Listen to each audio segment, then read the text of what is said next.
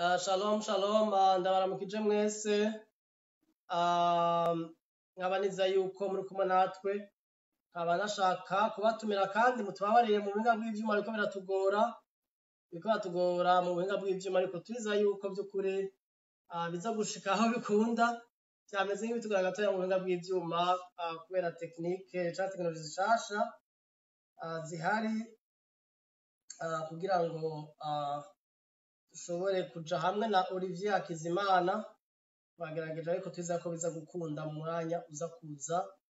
Mutwihanganire aho turindiriye Olivier ko aza live ku murongo kugira ngo ashobore kuza gusangira natwe ijambo ry'Imana abiciye kuri no nyigisho live, Facebook live, aho twiteze kandi ko by'ukuri inyigisho iza kudufasha iganafasha n'abandi, kandi twaza kwishira no kuri Facebook. Rero turamurindiriye Olivier Hakizimana ashobore kuza ku murongo.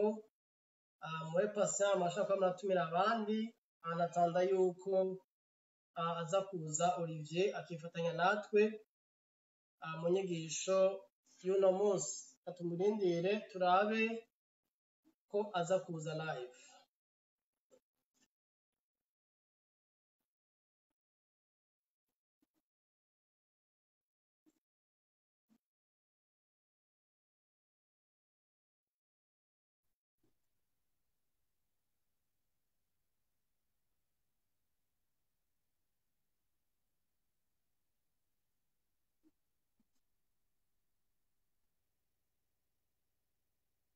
Turiko tugerageza kumwongeramo Olivier Hakizimana muri video yetu, mwihangane gato. Biko birakunda. Okay, Olivier ari live. Nibaza ko tuza Ni sawa, urambona neza? turakubona, je ndakubona neza, sinzi ko abandi bakubona. Okay. Ego. Ashaho. So, Ntivyoroshe. ntivyoroshe, turi generation ya kera, je nawe urumva turiko turiga ubuhinga bwa kino gihe. Turabatama. Oh.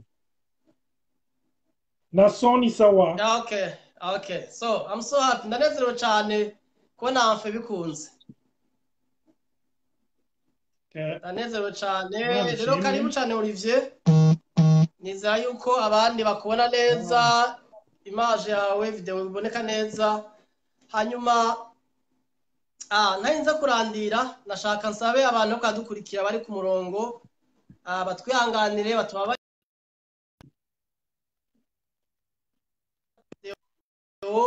kugira enseignement, ariko bikaguma bitugora mu buhinga bw'ivyuma, ariko Imana ishima ko bikunze. Rero Olivier, bite, urakomeye? Ndakomeye, meze neza, Imana ishimwe. Kandi ndaramukije abo bose bariko baradukurikirana. Nizere yuko Imana iza kubayenzagira namwe natwe. Ya, urakoze cyane. Nibaza ko muza kudufasha mu kongeramo akavuri, ushobore kubumva, so yanyu igaragare yumvikane neza. Nizera yuko abariko baradukurikira bariko baratwumva. Uranyumva neza Olivier? Ego, ndaho meze neza, numva umenga harimo akadekaraje gatoyi, ariko sinzi ko audio yumvikana neza. Je ndakumva neza, sinzi ko bariko baratwumviriza bakumva. Nimba batwumva abari live bashaka kutubwira komsa ndusange tuko turivugana, abandi batariko baratwumva. Ndabona bari ku murongo nka Aline, Eloge, ndabona Lydia Kanyana, Nathalie, ndabona Ana. Abo bari ku murongo sinzi ko bashaka kutubwira ko batwumva. Ndabona Mikaela. Okay, Ana avuze ati turabumva neza. Ana ni madamu wanje ko batamuzi. Rero Olivier, dufite ikiganiro twateguranye, twavuganye, tumaze igihe kinini kumbe tutanabonana, tutanavugana. Sinzi yuko ku bantu gukurikira harimo abakuzi, harimo abatakuzi kumbure. Sinzi ko mu minota mikenya wotwibwira uwuri, utubwire Olivier ninde kwanza. Olivier Hakizimana gerageje kwivuga mu buryo bufadika, mu buryo aho mushobora kumenya kugira mushobore kumuplasa. Olivier mu izina ry'ikirundi ry'umuryango ni Hakizimana. Nkaba mba mu gihugu ca Canada, nkaba navukiye i Burundi. Ndashima Imana rero, ndakomeye, nubatse n'umudamu mwiza cyane yitwa Nathalie Nyamoya. Nkaba mfise n'abana batatu, abakobwa babiri, Clara Maya, n'umusore yitwa Evane. Ndibaza ko ari ivyo. Hama nkaba nkijijwe, haheze imyaka 22 nkijijwe.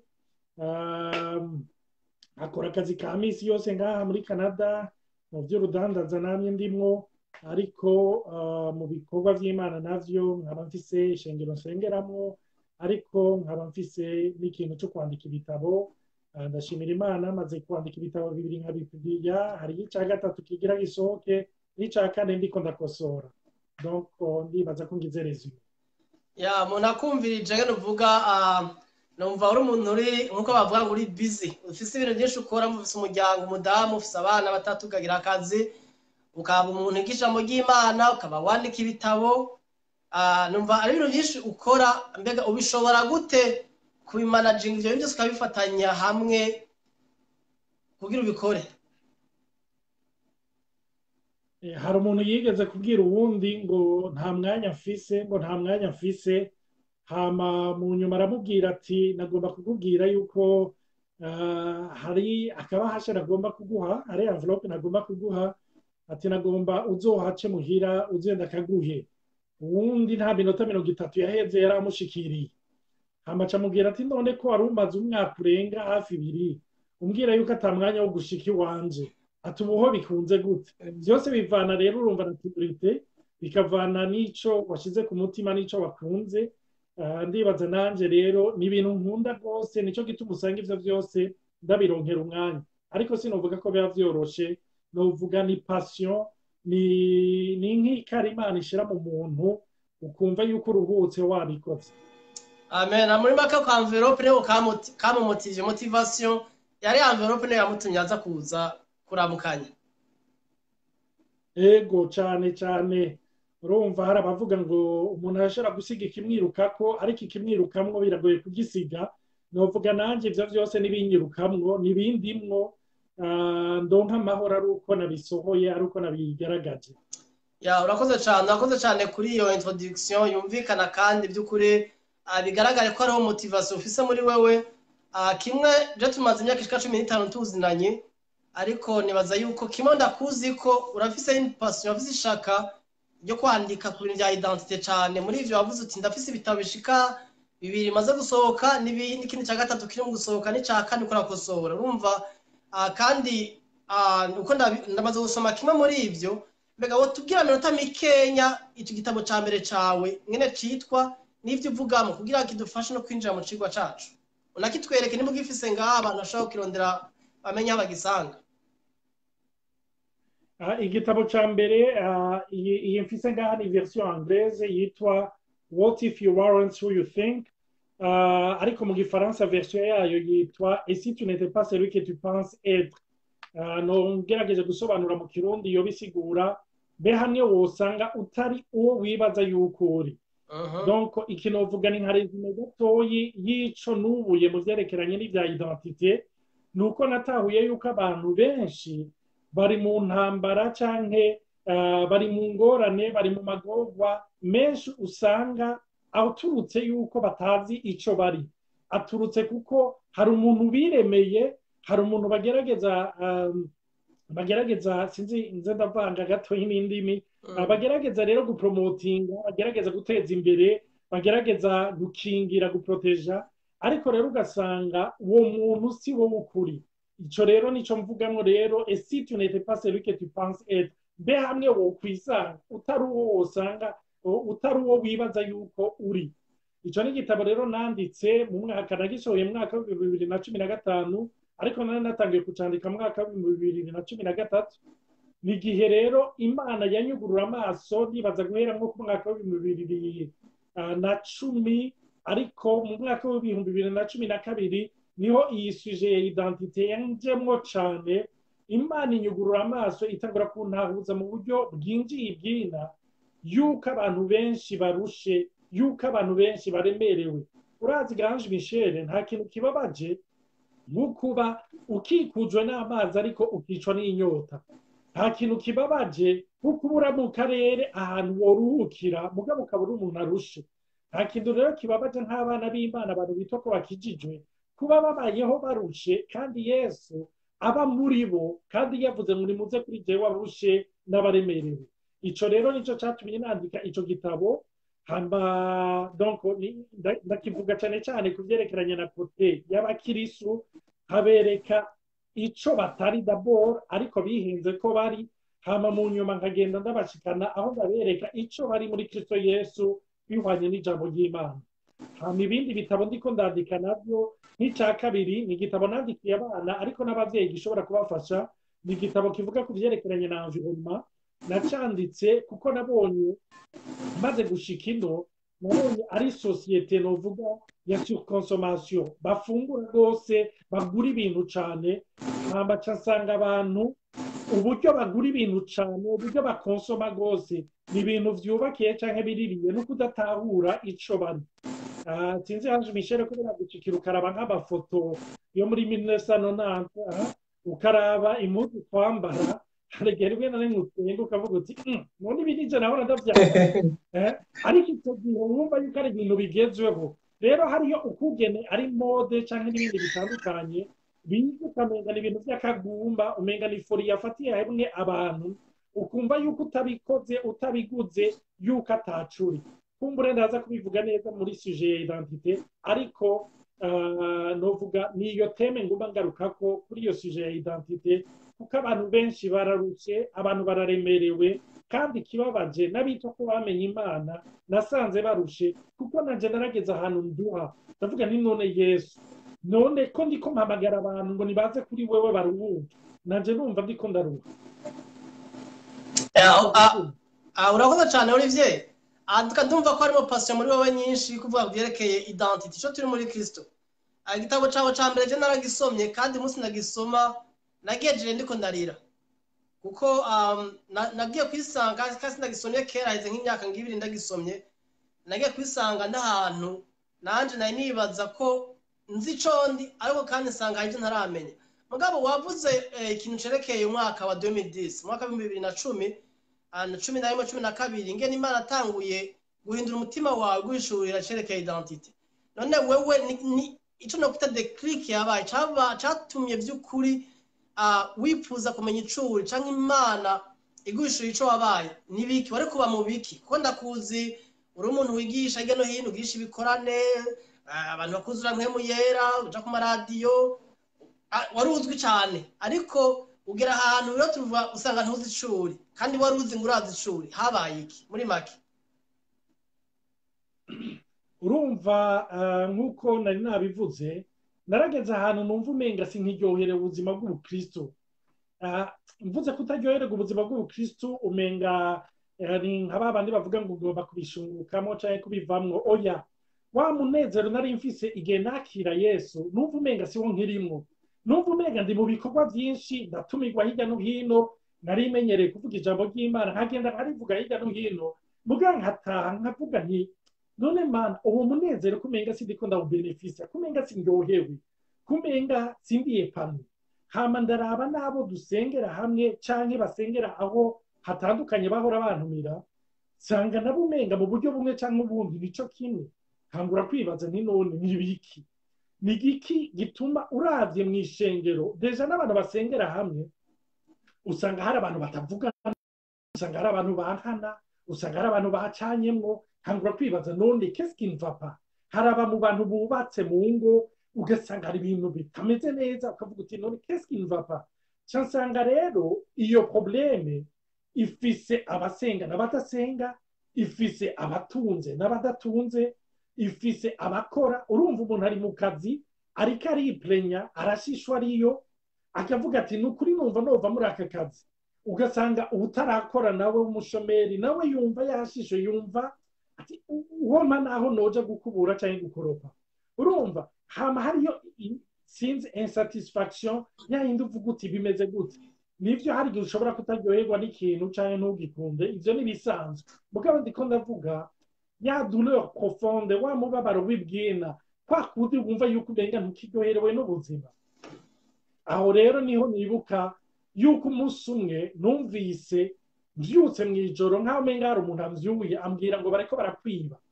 Ca ndavyuka ca ndagenda amaja kw'irido ndugurura aho twaba i Burundi, nuguruye ndaraba kuri portail, ndaraba kuri clôture, ndaraba mbona nta numwe, nza numva nk'aho umenga n'iciyumviro muri jewe ati nta numwe ariko arakwiba mu buryo fizike, ati mugabo ivyo nakugeneye kubamwo nturiko urabibamwo. Ico gihe nza numva ijwi rimbwira ngo nyegera ndakwiyereke. Ca ndavuga nti sawa, reka mfate uwo mwanya negera Imana inyiyereke. Ico gihe namaze nk'ikintu c'amezi abiri mpanga kwegera Imana.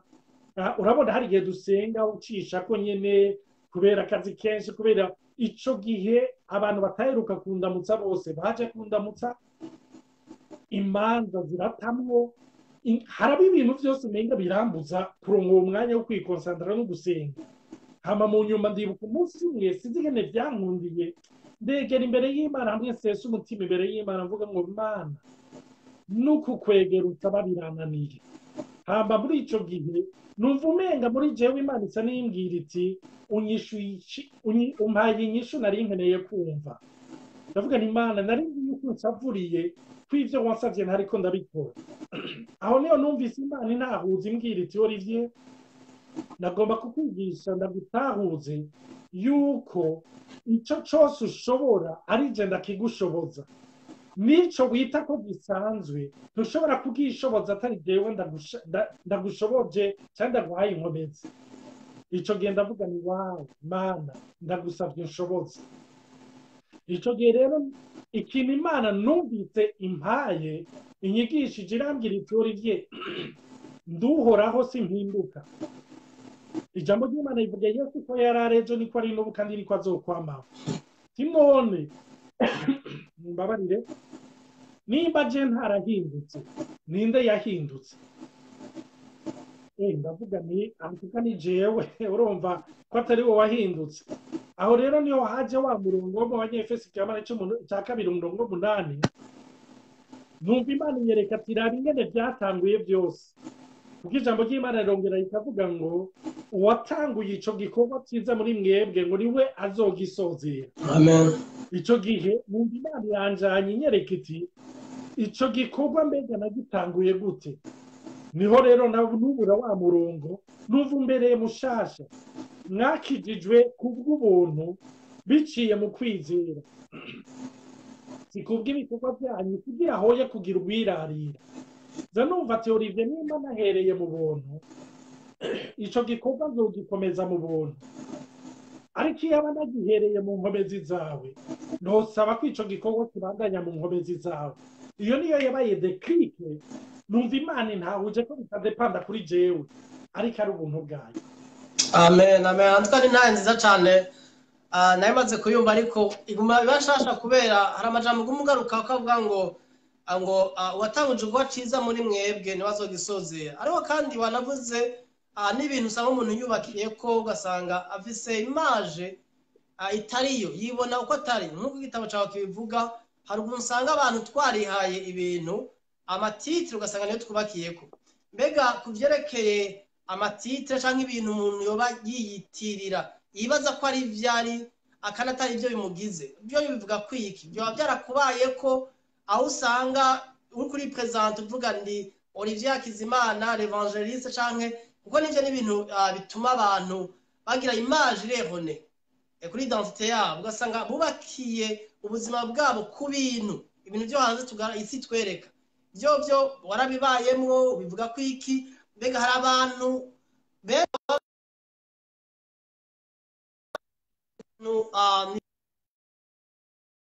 ivyo bibaza ko ari byo bari niyo identité yabo. Sinzi ikibazo canje cumvikana. Ico kibazo kirumvikana. Ndibuka ndiko ndagira recherche par rapport y'ibi vya identité.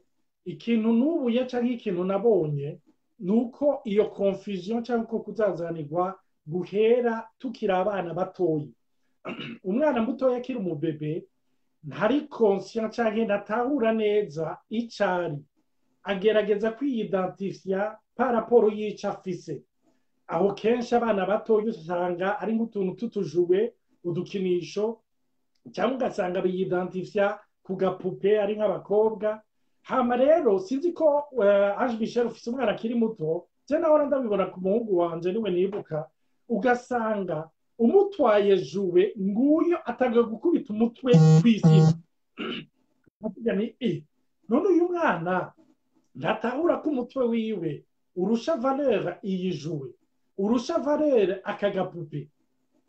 Donc buke buke ntahura rero kuri ayo ma recherche yabaye, ntahura yuko abana ntibari conscient n'ico bari plus conscient n'ico bafise. Donc umwana rero iyo afise ikintu yumva ko ari important. Nico gituma iyo umwana ahuye n'uwundi afise lo même jouet, kenshi yumva yuko umenga yavuye kuri page acashavura, yumva akeneye ikindi gishasha. Donc kuko iyo mfise kimwe nawe ukagira kimwe, numva umwenga sinkibaho, nkeneye kugira bibiri ngira ico ndakurusha kugira numve yuko ndiho. Ivyo rero uko dukura usanga ako kajuwe kabaye remplacer na titre, kabaye remplacer n'amahera, kabaye remplacer n'imodoka, kabaye remplacer n'impangu mfise n'ibindi. Aho rero ndazi ibintu abantu bita ko bari mugabo batari, nico novuga ivyo bafise, les biens matériels canke immatériels. Donc iyo ndiko ndavuga les biens matériels canke immatériels, wibuke yuko imisi yose kugira ndonke ikintu hari ico ntegerezwa gukora. Kugira ndonke amahera menshi hari akazi ntegerezwa gukora. Nico gituma abantu biyidantifya swat muco bafise canke bakiyidantifya muco bakora. Nico gituma rero uravye uca usanga abantu kenshi bariyidantifya par rapport y'ubutunzi boba bafise. Urumva? N'ubutabufise aca agerageza kugaragaza ko abufise, na cane cane muri ibi bihugu aho abantu bashobora kuronka amadeni, bakaguha ikideni ugakubita ikiduga ngaho kugira wemeze abantu, ukambara impuzu kugira wemeze abantu, aho urenganye kugira abantu bavuge ngo yarashitse, kugira abantu bavuge ngo ateye imbere, bavuge ngo ni umuntu wa hatari. Mugabo nawe hari ikinigo ngaha, bamba umugozi mw'izosi uriko urakunigura w'amadeni, ariko wewe ugomba gukuva, ugomba kwerekana. Hora ndaba nko mu manza z'abarundi aho duherereye, aha numvise ngo kirazira yuko cyane cyane nko ku badamu umuntu yambaye ikanzu muri mariage ayisubiramo mu yindi mariage. Urumva ngo kuko batangura kukwita madame en jaune, ngo ni madame en vert. Urumva ni wa wundi yambaye jaune rouge. Urumva? Donc ivyo bigahamamura abantu rero bakaca bagerageza rero gupruva yuko batunze, yuko bafise capacité yo guhindura garde-robe uko bagomba. Hari abandi biyidantifya ku ngabire, umuntu akibaza yuko ari ingabire ziwe. Ni naco gituma kenshi abantu b'abastar usanga badeprima. Kubera iki? Barumva yuko urukundo abantu babakunda ntibarukunda bo, barukunda ingabire zabo. Nk'abakinyi ba football canke abaririmbyi canke abakinyi ba sinema, barabona yuko barazi ofo yabo yuko abantu badakunda bo ba vrai, bakunda iyo ngabire bademona. Nico gituma kenshi baba bagomba kuba bari bonyene, bahunge iyo popularite. Arazi kumukomera amashi avuga ati uyu muntu yomenya akegera umuwondi we, aya mashi ntiyoba ariko arayakoma. Hari abandi nabo biyidantifya n'ico bari physique, no corps physique. Urumva bakavuga ngo uyu mukobwa ngo afise amataye ya hatari. Urumva bakavuga ngo uyu muhungu ngo afise ibiboko, ngo afise igituza, ngo afise ibikwise. Donc umuntu ugasanga yiyidantifya kuri Bibuka barigeze kugira etude abascientifique badekortika umubiri w'umuntu dotaye moyenne afise nk'ibiro hagati ya 60 na 70, hama basanga muri we harimo isukari ishobora kuvamo udutatu dutatu twicaye. Basanga uwo muntu arimwo amagrese ashobora kuvamwo amasabuni indwi ya gifrango. Basanga uwo muntu arimwo fer ishobora kuvamwo umusumari umwe. Basanga uwo muntu arimwo magnesium ishobora kuvamwo ikinini kimwe contre les maux d'estomac.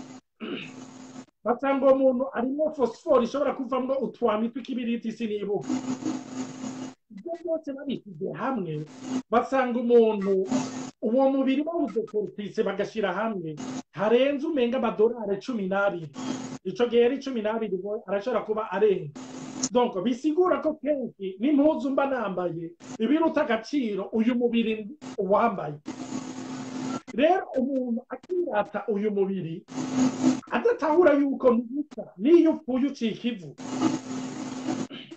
nicyo gituma Dawidi arengewe avuga ati mbega umuntu ni iki kugira ngo umwiyumvireko yari yatahuye yuko mu muntu hari ikintu kidasanzwe rero hari abandi usanga biyidantifya ngerageje kunyarutsa biyidantifya n'izina ry'umuryango yewe mwene natwe urumva hari abandi biyidantifya paraporo n'amoko abandi biyidantifya paraporo n'ibihugu bakomokako abandi biyidantifya ibyo byose umve birafise ikibanza cavyo byose ni ibikoresho imana yaduhaye kugira dushobore gufonkera muri iyi monde ariko iyo twiyenze tukabyita identite niho dutangura kubererwa nabi urakoze cyane Olivier none mugani ngize ibibazo byinshi kimwe mu byo nshaka kubaza urabona hari gusaba umuntu iyo ariko ari presente nk'iyo bamuhaye kuvuga ijambo dusipoze nka twebwe twigisha ijambo ry'Imana umukwipresente ukavuga uti nitwa Pasteur Ange Michel Muhayimana canke nitwa Apotre Docteur Prophète Olivier Hakizimana canke ni Docteur kanaka mu kazi akora eske iyo umuntu atanguje iyo titre imbere yiwe bihuriye he no kuba adatahura identite yiwe mbega vyoba ari vyiza vyoba ari ukuri canke navyo nyene ni kudatahura icuri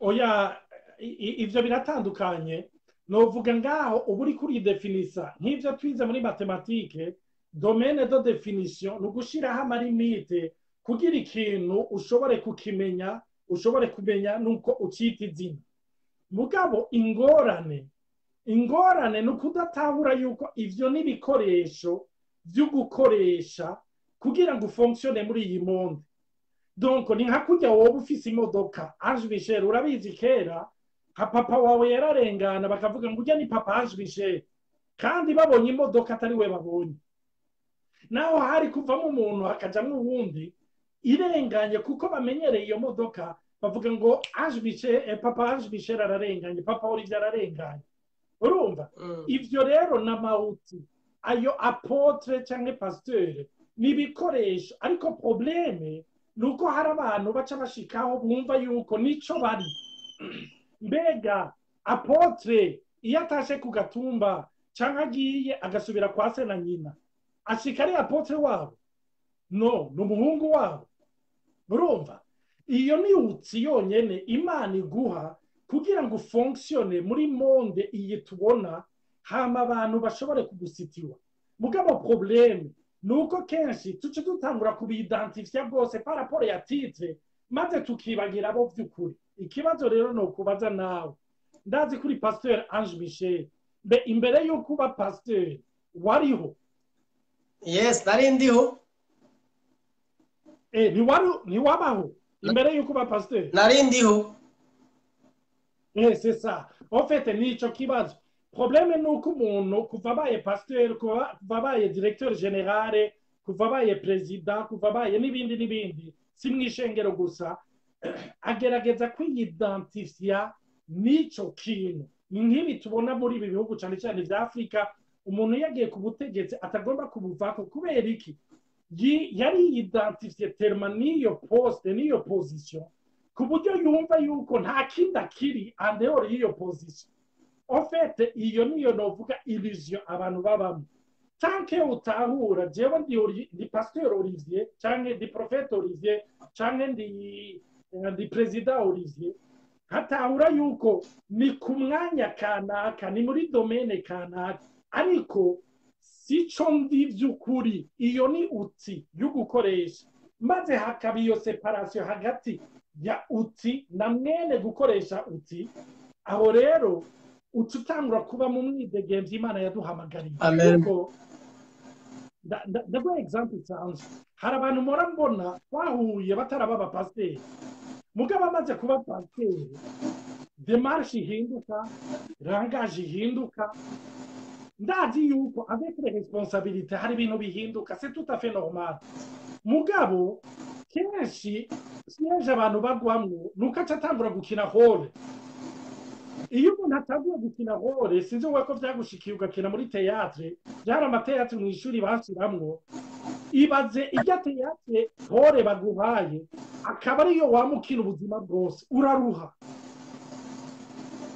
ofete niyo piège rero abantu bagomba kugwamwo ahari hose agume yumva ko ari ico kintu ko ari icari no hari Ange Michel pasteur afise iyo fonction akora kandi ahezagira abantu ariko hari Ange Michel umugabo wana iyo muri kumwe mu nzu muri kura pastoringa gusa urumva hari umusore wawe hari n'uwundi agira azi sinzi ko menya ibanga urumva nta banga ririmo n'umugisha twarabibonye amafoto urumva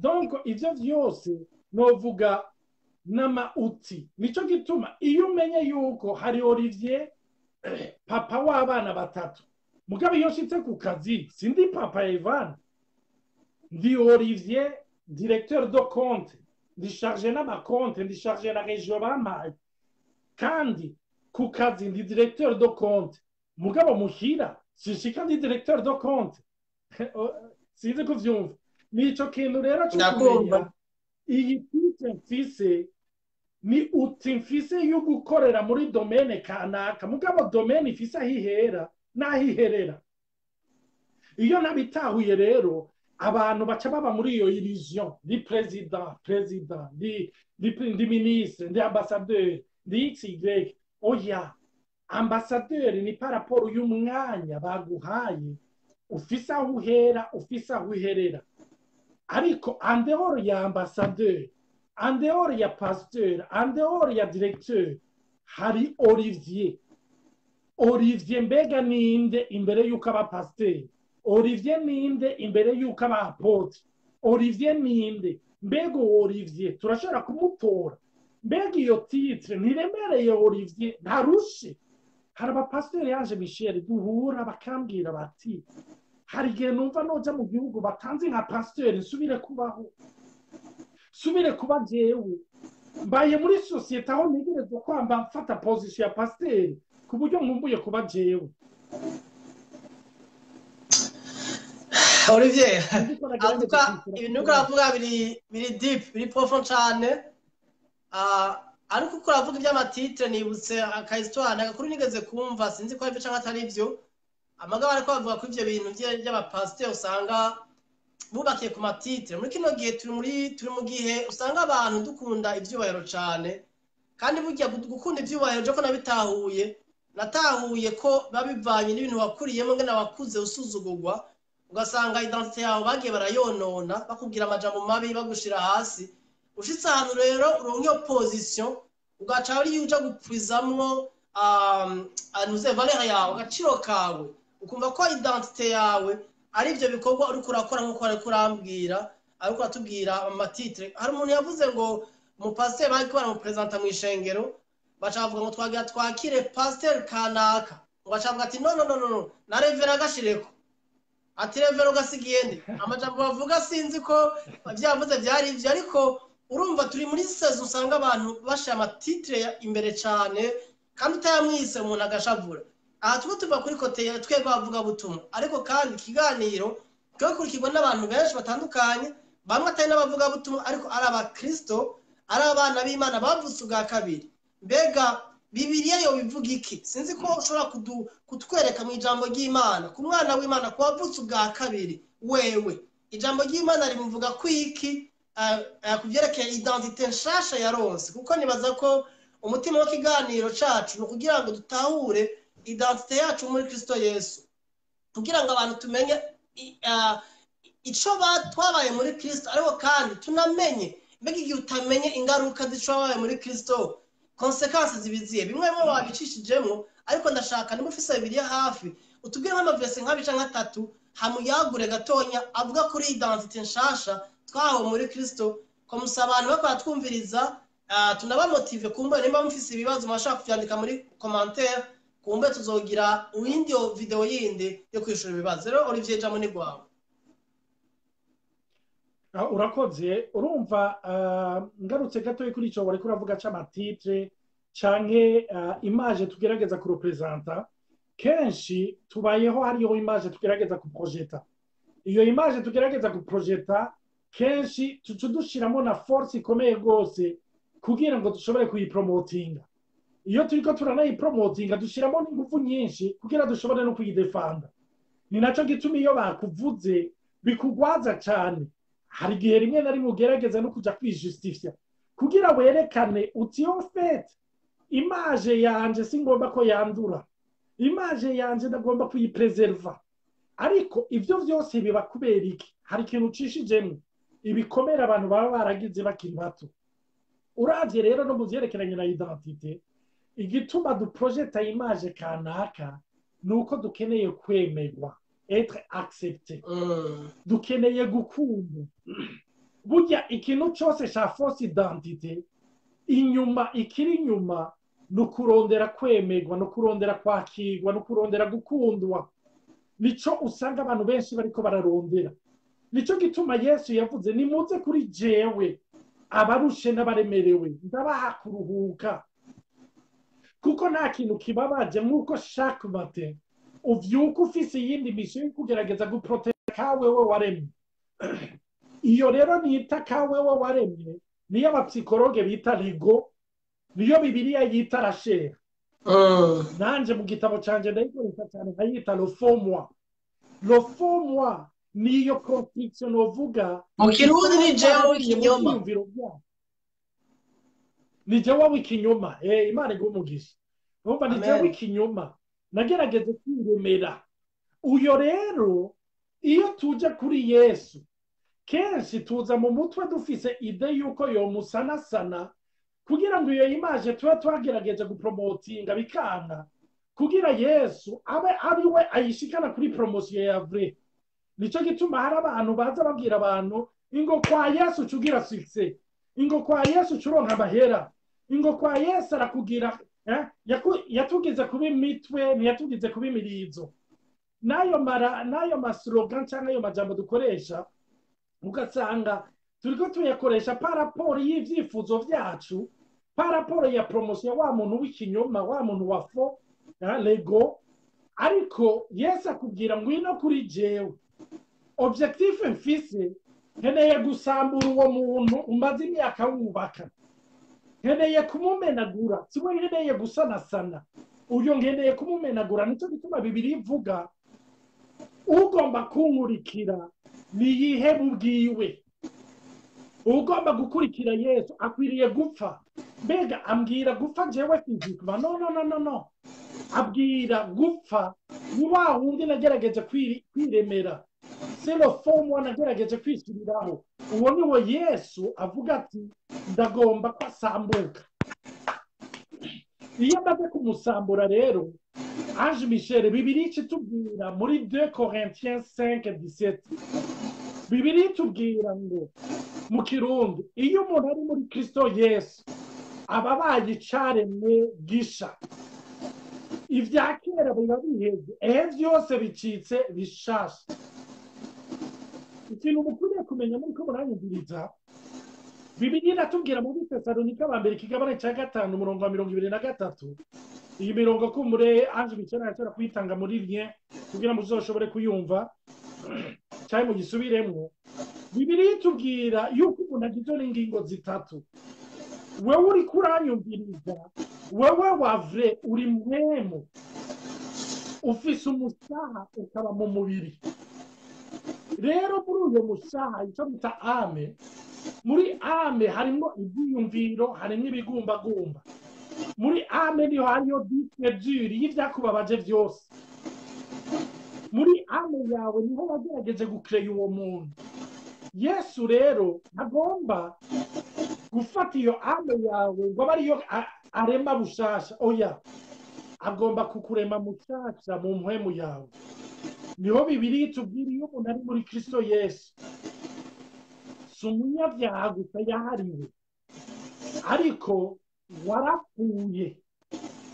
Niho bibiri tubwira abigaratiya ikigabane cya kabiri, abigaratiya ba kabiri ikigabane cya gatanu umurongo wa 21.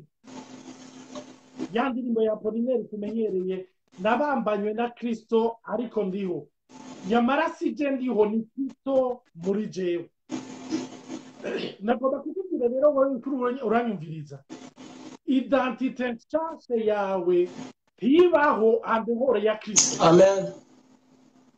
Igihe Kristo yaza agapfa, umve, ntiyagupfiriye gusa, ahubwo mwaranapfanye. Niko bibiri tubwira. C'est l'identification avec Christ. Kenshi turavuga ngo Yesu nashimye yarampfiriye. Umve, nivyo yaragupfiriye, ariko odore yo kugupfira burya wapfaye.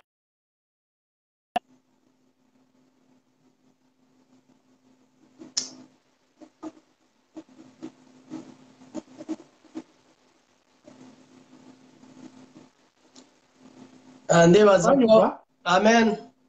Wari warupoteye gatonya bandanya. Okay, urumva twapfanye nawe, duhambanwa nawe, hama tuzuranwa nawe. Bibiliya kivuga ngo kandi twicaranye nawe iburyo bwa Data. Nico gituma nagomba kukubwira wowe uri kuranyumviriza, ubuzima bwawe bwa kera bwarapfuye, ubu uriho muri Kristo Yesu. Nico gituma Bibiliya yongera ikatubwira mu butumwa bwiza mu icete cya mbere cya Yohani ikigabane cya 4 umurongo wa 17, Bibiliya itubwira ngo uko ari niko natwe turi muri iyi si. Hepfo bakaca bavuga ngo icyo nicyo kitumenyesha urukundo ruhinguye. Amen. Urumva? L'amour parfait igaragara yuko Imana ntiyadukijije gusa ibyaha, ariko yaduhisemwo kutwenkorpora muri Yesu kugira itubonere muri we. Uyu munsi ntukunzwe kubera wasenze cyane, ntukunzwe kubera wavuze ubutumwa, ntukunzwe kubera wigenze neza, ukunzwe kuko unyegeje mu ukunzwe, wemewe kuko unyegeje mu wemewe, wakiriwe kuko unyegejwe mu wakiriwe, urudasanzwe kuko unyegeje mu udasanzwe. Nico gituma rero ico niwagitahura izoguha kwidegembya. Pawulo yaravuze ngo yaba dukeneye guhimbara abantu, ntitwoba turi aba Kristo, ntitwoba turi abakozi ba Kristo. Yatahuye ko satisfaction yiwe ayikura muri Yesu. Umve, Yesu nataguhimbara wenyene ngo aguhe umunezero, uzokubita presio kuri madamu wawe cyangwa umugabo wawe umuruhishe, uzosigara uvuga ngo abantu bose barakuruhisha, uzosigara ubona abantu bose ko aribo batumye ubaho nabi, ariko niwatahura ko ari Yesu wenyine ashobora kuguhimbara, ibyo bizogufasha mu buzima bwa misi yose. Maze uzoca uvuga nka Pawulo nk'uko avuga mu Bifilipi umenga ni ikigabane cya 4, avuga ngo nize guhimbagwa mu bihe byose, mo contente muri situation yose, naba mfise naba ntafise, nize kuba muri contentment, ndahanu aho numva nguwe neza muri vyose. Nagomba kugusubiriramo ndakubwire wowe uri kuranyumviriza uyu munsi, icuri ukiri kubera Yesu. Harabarushe n'abaremerewe bagomba umenga Yesu yaraje kubereka ingene bakwiriye kubaho, ubu bariko baragerageza kubaho, bamwereke bati Yesu wowe uko wanyeretse kubaho, reka nanje abari byo nsubiramwo kugira mpimbare Data. Yesu yaje kugira ngo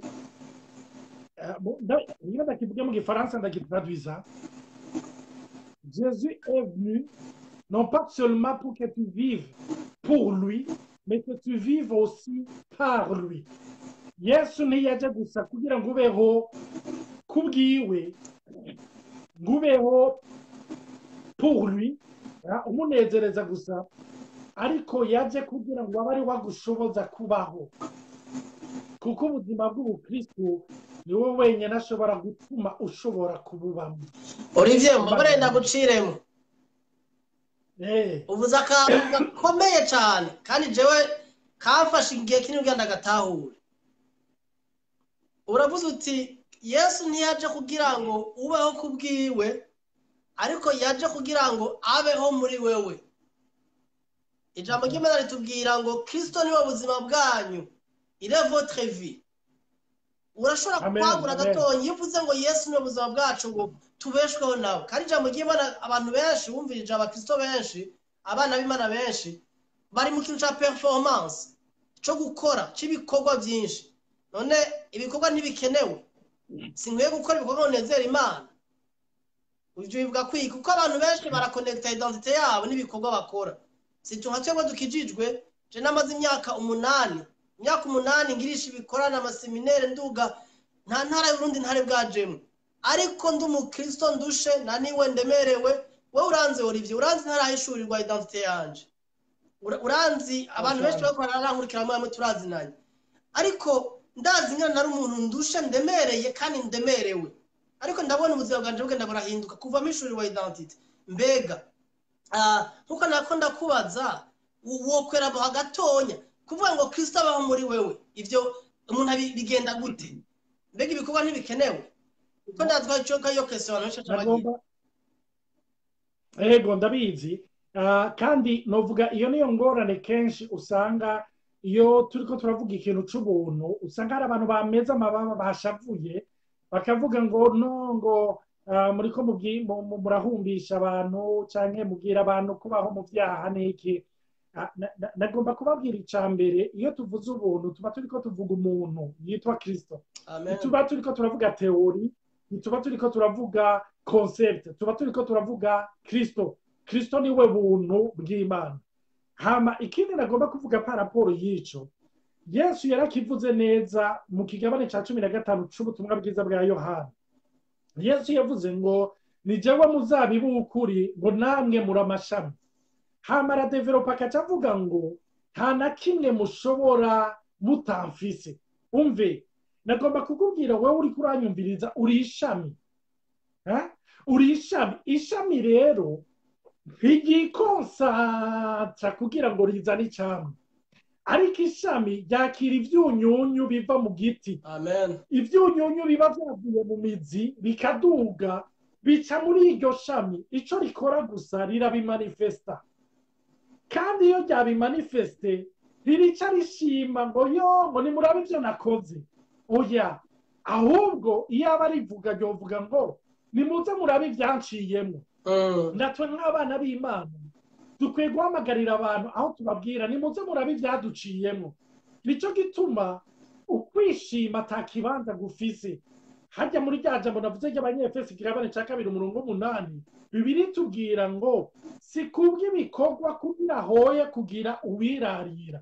Kandi Bibiri irongera ikavuga ngo Imana nta numwe bazosangira icubahiro cayo. Ikibazo nobaza Ange Michel n'abanyumviriza, nk'ubu turubatse inzu je na Ange Michel, murabona bimwe bagira i Bujumbura canke i Kigali, ukubaka inzu nziza hama ukatuyita, urabona twayikoze na Ange Michel mugabo nkaca ndayita Olivier's house. Abantu baracana kurengana bati none kutashizemwo basi Olivier Ange's house. Urumva kubera kutashizemo na Ange Michel, kuko uko warushe ni Ange Michel yarushe, amahera watanze niyo na Ange Michel yatanze. None kubera kutagomba ko Ange Michel nawe yaparese. Iyi Imana rero nayivuze ko mari Dieu juste, bivuze ngo ntawe duzotangira icubahiro, bisigura n'ibikorwa bizana ico cubahiro ntawe bazosangira kubigira. Nico gitana kubwira iyo umuntu akijijwe, Pawulo aravuga ngo narakoze kubarusha, ngo nyamara si jewe, ngo n'ubuntu bw'Imana bwakoreye muri jewe. Amen. Ubuntu bw'Imana ntibutuma ukroza les bras, ntirutuma wicara, ariko ubuntu bw'Imana butuma ukora non pas pour devenir. Ico nico kinyoma ca mbere Satani yazanye ku bavyeyi bacu Adamu na Eva. Yababwiye ngo nimwajya muracika. N'uyu munsi abantu bakora kugira ngo bacike. niwakora uracika, niwagira uracika. Nagomba kukubwira nk'uko nabivuze mu kavideo gaheruka, navuze ngo umuntu ameze nk'urubuto. Urubuto rero urashobora kurubesha ukarubwira ngo niwagira izi exercice haraba igitangaza cyitwa amarasine aza kugaragara. Oya, ayo marasine agegeze muri urwo rubuto nyene. Ico ukeneye gucika warakibaye deja muri Kristo Yesu. Amen. Amen. Iyo Yesu avuga ati byose birarangiye, umve, ni byose birangiye. Byose birarangiye. Donc nico gituma rero ndagomba kukubwira, abantu muhora mubona Ange Michel akoresha ibikorane avuga ubutumwa, ntiyicaye. Nawe yarasohoye igitabo, ntiyicaye. Ange Michel amaudio yiwe arungika hirya no hino kuri platforme yiwe, arakora ariko aravuga ubuntu. Donc ntiyicaye. Ubuntu nibutuma umuntu yicara, ubuntu nibuvuga ngo genda wikorera ivyo ugomba, ariko ubuntu nubuvuga ngo ico wokora cose umenye yuko wemewe kubera umuntu umwe yitwa Yesu. Uyo niwe yashoboye guhimbara umutima wa data, kandi Imana yahisemwo kutwakira muri we, kudukundira muri we, kudushima muri we, kuduhezagira muri we. Ico igihe nagitahuye nukuri carampaye kuruhuka. Nico gituma nagomba kukubwira, identite abantu bararushe, bariko bagerageza gukuva. Ndabaha akarorero gato Ange Michel, ndibuka umunsi wa mbere bahora bambwira ibintu vyo kwisonzesha vyari nimba ari ikintu cangora yari, ariko umunsi nabikoze bene data, isi yose ndibaza ko yamenye yuko ivyakiza Imana yishonzesheje. Ariko nashe ku mugoroba ndibuka mbwira umukozi, umva nishonzesheje kuva mu gatondo gushika mw'ijoro. Nashe ku mugoroba ndabwira umukozi, zana umukate wo mu gitondo, zana ivyo kurya nari kurya saa sita, zana n'ivyo mw'ijoro. Urumva nariko ndabikora mu nkomezi zanje. Ni nk'uko nobaha akarorero, ndakunda gukoresha uburorero, noba ashuhiwe aca mfata iki gipapuro hagerageza kwiha akayaga. Mbega akayaga ntikaza? Karaza. Mugabo ninamara iminota 30 ndiko ndabikora, bararisika kuzonshirako platre ku kuboko kubera nzoba naturagaye. Mugabo ninacomeka ventilateur, ikintu ikora ni irabikora yo gitaruha. Ubuzima Kristo yaje kuduha niho dupwiza izo nkomezi, bikamera nka ventilateur icometse muri mpwemu yera, akaba ari wakora ibikorwa, maze abantu bakagaruka bati none ivyo vyose wowe bishobora gute? Tuca twishura nk'uko ijambo ry'Imana rivuga, vyose ndabishobozwa n'uwumpa inkomezi. Amen. Nico gituma hari abantu bose mu bikorwa vy'Imana buzuye umururazi, bavuga ngo je nditanga nta n'umwe andokonesa. Bama bashimiye abaprotokole, bama bashimiye abaririmbyi, je ntibabona ukwitanga kwanje. Umve, nuko urushe wobikora nka vandacometse, wogera umunsi umwe bakavuga twagomba gushimira Ange Michel, ukavuga uti munshimira kubera iki? Ngo yambwe ibintu Ange Michel, woba nubwiranda konte kubera iki? Si ubikora uriko urasunikwa. Sinzi ko nagerageza kwishura kuri atuka uvuze ibintu byiza cyane, ari ikintu uvuze utekeye gushimira abantu. Binyibukije ahantu hamwe ryari ishengero nari ndimwo, nigeze nenda hari uwo munsi mugumu ndibuka yuko umurongozi waho yatanze ubushimwe arafendorane ashimira abantu bitanze mu bikorwa cyane gusumba abandi mu ishengero. Bamwe arabaha ubushimwe butandukanye. Mugabo of course hariho bamwe bitanga mugabo batagaragara cyane, bakora mu bundi buryo bwabo. Byakreye ikintu c'umubabaro, kuko bica bikreye esprit de competition. Usanga umuntu yumva umengo afise agaciro kora bamuhaye agashimwe, cyangwa acakora ibintu kugira bamubone. Nariko abikora bivuye ku mwavuga ngo Yesu muri twebwe niwe muzabibu w'ukuri, natwe turi amashami, twebwe nous portons les fruits, nous ne produisons pas de fruits. Kuko Yesu niwe produise ivyama muri twebwe. Rero iyo abantu rero tugiye mu bya competition, performance, kugira badushime batubone cyangwa kidoga, ngo jawe ntibambona ngo jawe ntibanshimira ngo narakoze ibikorwa by'Imana somehow uri gukorera abantu uri kubikora muri ya ego yawe muri ya fausse identité yawe rero by'ukuri ico kintu ni kintu mvuze muga nagize ikindi kibazo Olivier tukavuga n'amasaha ariko kumbura reka tuba turangiza ko numvise ngize ibibazo byinshi none Olivier ko abana b'Imana benshi urabona je nashinze nakumbe nzoshinga intaye yanje mu nyuma ngene nagiye gutahura identité yanje ni passion mfise gushaka kubwira abantu ibya Yesu n'ubuntu bwiwe icambayeko ariko hari abakristo benshi abana b'Imana bakora kuri kino nyigisho muri kano kanya benshi bari confused bari barushe baraniwe baremerewe ibintu by'Imana bumva umengo barana mu gakaje bugaraniwe biba bihiye kandi bamwe bari busy bamwe n'abaririmbyi abandi bavuga butumwa abandi barafise aba ministeri atandukanye ko barakoreramwo ariko birabishe birabananiye hari n'abantu nk'uko bavuze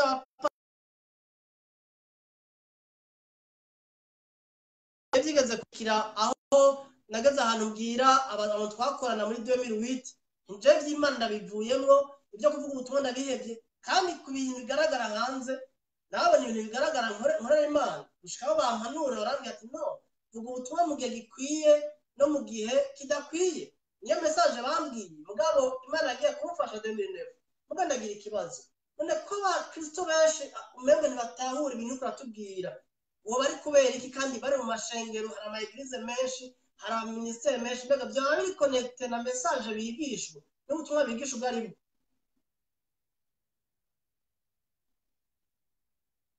sinzi ko Olivier tukiri kumwe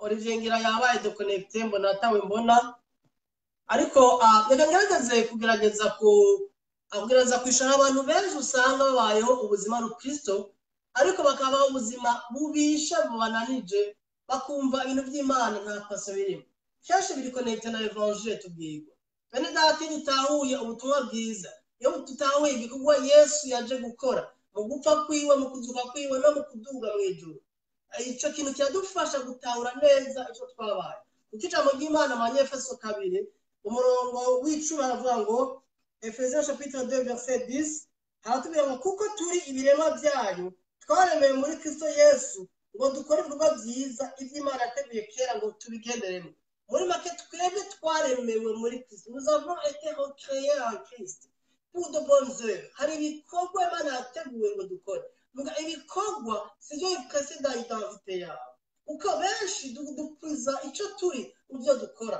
uko Olivier yabitubwiye mu kazi mu mafaranga muri titre muri poste cyangwa position k'ipantu kanaka ugasanga umuntu yumva ko afite agaciro mu evangeliste kanaka apotre kanaka prophète kanaka cyangwa enseignant cyangwa pastor cyangwa docteur cyangwa ministre hano sinzi hari amatitre menshi usanga twubakiye ibyo rero bifise ukuntu byafekta ubuzima bwawe n'Ukristo n'ubutumwa bwiza wigishwa mbega wigishwa ubuhe butumwa mbega ubwiga ubutumwa buvuga kuri Kristo Yesu yapfuye akazi ubutumwa bwiza bw'ubuntu bw'Imana ubwami bw'Imana kuko udataho ico Yesu yakoze utahura ubuzima n'Ukristo ingene ukwiye kubamo rero Olivier yavuze ikintu gikomeye cyane avuga ati Yesu niwe muzabibu tuba turabashami mwene data mu kurangiza inyigisho kumbe tuzogaruka na Olivier tugire partie B utahura ko Yesu ari umuzabibu w'ukuri wowe uri ishami just abide menya kuri muri Kristo yatashe na Kristo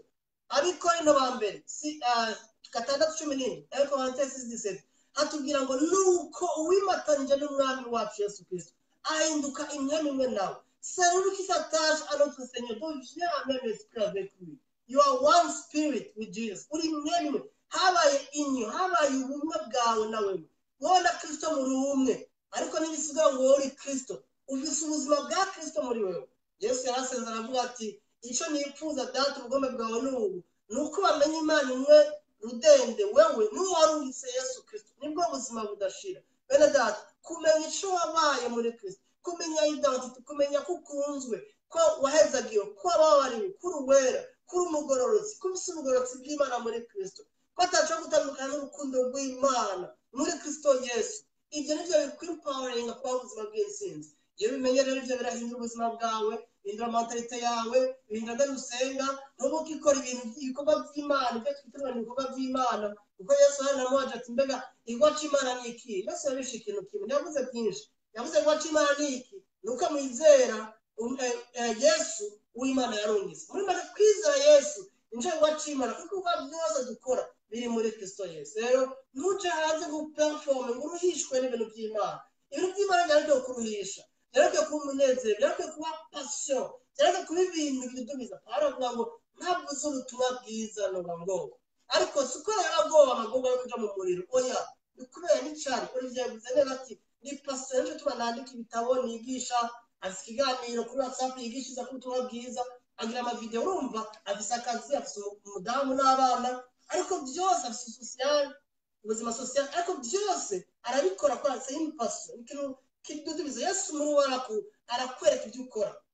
Rero Yesu abashoboze gutahura ico mwabaye muri bo. Nizeye ko mwanyadukundiye tuzogira inyigisho ya kabiri, parti ya kabiri, ko nabonye abanditse message babisaba by'ukuri kugira ngo abana b'Imana dushobore gutahura igikorwa Yesu yakoze.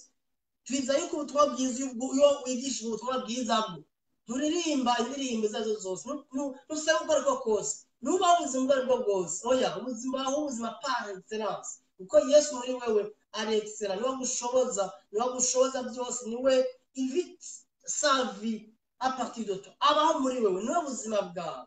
Ubitahuye rero utahura ko wabariwe. Abana b'Imana ni benshi badatahura ko babariwe ibyaha byabo. Ico nibaza ko tuzogira ikiganiro kindi na Olivier dushaka kwivugana kuko kiri connecte na identité, kuko utaratahura ko wabariwe ntugaraho ubuzima butekanye, wamaho muri umunyabyaha yabariwe nk'uko Olivier yabivuze. Turi abanyabyaha twabariwe, turabera, nous sommes des saints, turabagororotsi, we are righteous, nous sommes la résisto de Christ, uri umugororotsi. Ibyo ni by'Imana yakugize. Rero narinze kurandira by'ukuri umwami Yesu abayishurire, abigishe inyigisho ko twavuze twaza kubisha kuri YouTube chaîne yanje Ange Michel Muhayimana, eka no kuya Olivier Hakizimana arafise YouTube channel, ushaka kujamo mu subscribing ko inyigisho zindi zijako muzoza muraziro. Tugiye ngo turagira ama video atandukanye y'ibibazo n'uko turagira ko musa amushoye gutahura ibibazo bitandukanye mwamufise umwami Yesu ahugura amaso. Ari ikindi nagira ngo nimba ari kibazo ufise cyangwa ari teme kana gushaka ko tuvugana ko urashobora kugira kwandika muri message ari ibibazo cyangwa commentaire, turashaka kuzokwishura biciye mu nyigisho kugira ngo bene data yafashe. Umwami Yesu abayishuye ico mwabaye bene data ni muri Kristo, ukiri umunyabyaha, uri umugororotsi, we identité yawe ntiribaze ku kazi ukora, ntiribaze ku mashuri ufise, ntiribaze ku muryango uvamo wo mw'isi, ntiribaze ku muryango w'Imana muri Kristo Yesu. Uri umuvukanyi wa Kristo, uri umuheritier avec Christ. Ivyo byose ni ijambo ry'Imana ari kuvugaho. Iyo umaze kubitahura rero agakiza kaba kantu karyoshe. Ni ukuri I'm so blessed, ndashima Imana ko nakaye agakiza kabisha. Oya, mbaye agakiza gatekanye, karugushe, karyoshe. Amadefi y'ubuzima arahari, ariko nguma nziconde muri Kristo, kuko Yesu ari muri je yaranesheje, nanje ndurusha abanesheje. Mugire umunsi mwiza, mwarahezagiwe, mwakoze mufatanya natwe, mugire umunsi mwiza. Muri abandi azi kushaka kubafasha. Bye bye.